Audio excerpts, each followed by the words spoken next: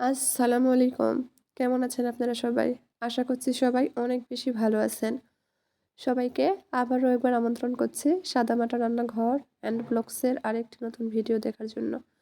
আজকে আমি আপনাদের মাঝে ফুলকো ফুলকো তেলের পিঠা রেসিপি শেয়ার করছি। পারফেক্ট রেসিপি, একেবারে সাদা ধবধবে চিনির তৈরি পিঠে। তো চলেন দেখি তৈরির পুরো প্রস্তুত প্রণালী আপনাদের মাঝে শেয়ার করি। আজকের ভিডিও দেখে যারা নতুন তারাও কিন্তু খুব সহজেই পিঠা তৈরি করে নিতে পারবেন। প্রথমে আমি একটা হাঁড়ি নিয়েছি, হাঁড়ির মধ্যে কাপ দিয়ে মেপে 1.5 কাপ মতো চিনি দিয়ে দিচ্ছি।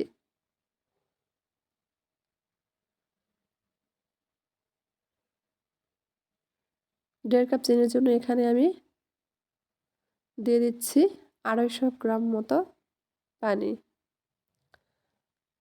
চুলার উপর চিনির পাতিল বসিয়ে দিয়েছি, অনবরত নেড়ে চেড়ে চিনিটা গলিয়ে নিব। চিনির এই শিরাটা খুব ভালোভাবে ফুটিয়ে নিতে হবে। যারা নতুন পিঠা তৈরি করতে একদম পারেন না তারা অবশ্যই খেয়াল রাখবেন, চিনি বা গুড় যেটা দিয়েই তেলের পিঠা তৈরি করেন না কেন অবশ্যই কিন্তু সেই শিরাটা ফুটিয়ে নিতে হবে, একেবারে ফুটন্ত গরম করে নিতে হবে। দেখেন আমি শিরাটা কিন্তু ফুটিয়ে নিচ্ছি, চিনিটা খুব ভালোভাবে গলে গিয়েছে।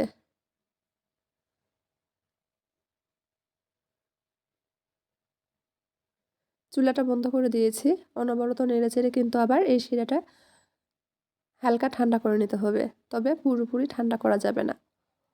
এখন শিরাটা অতিরিক্ত গরম আছে, এখানে যদি আমরা চালের আটা দিই তাহলে কিন্তু দলা পেকে যাবে। আমি শিরাটা অনবরত নেড়ে চেড়ে হালকা ঠান্ডা করে নিয়েছি, তবে পুরোপুরি ঠান্ডা হয়নি। এখন এখানে আমি দিয়ে দিচ্ছি চালের আটা বা চালের গুঁড়া, অল্প অল্প করে দিচ্ছি আর নেড়ে চেড়ে মিশিয়ে নিচ্ছি। একবারে চালের গুঁড়াটা ব্যবহার করলে কিন্তু সেক্ষেত্রেও দলা পেকে যাবে। এটা ভিজা চালের গুঁড়া, সেজন্য এর পরিমাপ বলছি না। আমি এর ঘনত্বটা আপনাদের দেখিয়ে দিব যে কীরকম ঘনত্বের তৈরি করে নিতে হবে। পিঠা তৈরি করার জন্য স্মুথ ব্যাটার তৈরি করে নিতে হবে, যাতে এর মধ্যে কোনো শক্ত বা দানা ভাব না থাকে।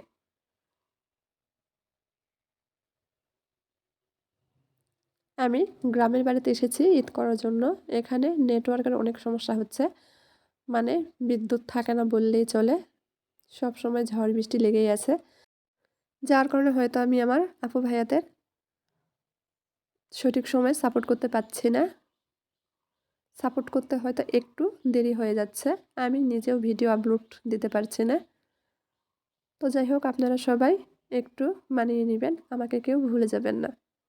ইনশাল্লাহ আমার ভিডিও যারা দেখবে আমি তাদের ভিডিও সব সময় দেখার চেষ্টা করি ফুল ওয়াচ করে। দেখেন আপনাদের সাথে কথা বলতে বলতে আমি কিন্তু বেটার তৈরি করে নিয়েছি। এই বেটারের ঘনত্বটা এখনও কিন্তু একটু পাতলাই আছে, আরও গাঢ় করে নিতে হবে। আমি এখন বেটারটা 5 মিনিট সময় নিয়ে ফেটিয়ে নিব।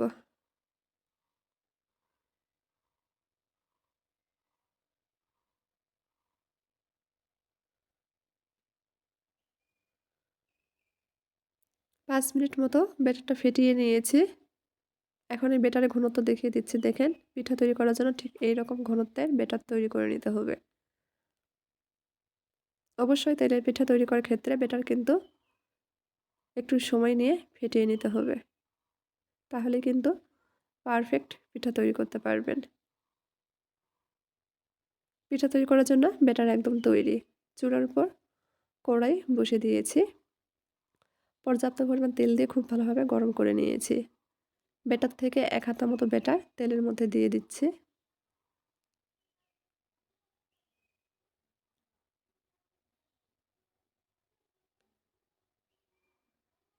দেখেন কয়েক সেকেন্ডের মধ্যে কিন্তু পিঠাটি ফুলে উপরে ভেসে উঠেছে। উল্টিয়ে পাল্টিয়ে ভেজে নিব। আর দেখেন কতটা সাদা ধবধবে হয়েছে।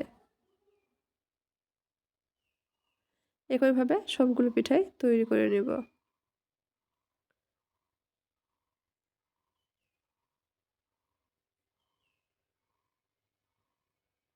যদি আজকের এই তেলের পিঠা রেসিপিটি ভালো লাগে, প্লিজ সবাই চ্যানেলটি সাবস্ক্রাইব করবেন।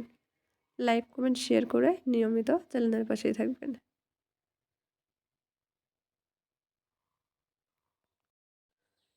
একইভাবে সবগুলো পিঠাই তৈরি করে নিয়েছি। দেখেন পিঠাগুলো দেখতে কতটা সুন্দর লাগছে। সবগুলো পিঠাই কিন্তু একেবারে সাদা ধপধপে হয়েছে আর অনেক ফুলকো ফুলকো।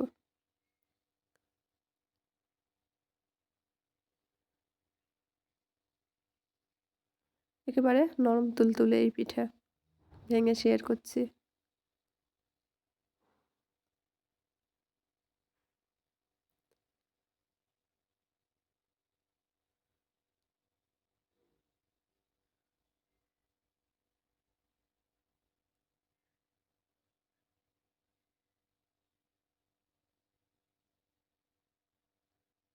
দেখেন ভিতরে কতটা সুন্দর হয়েছে।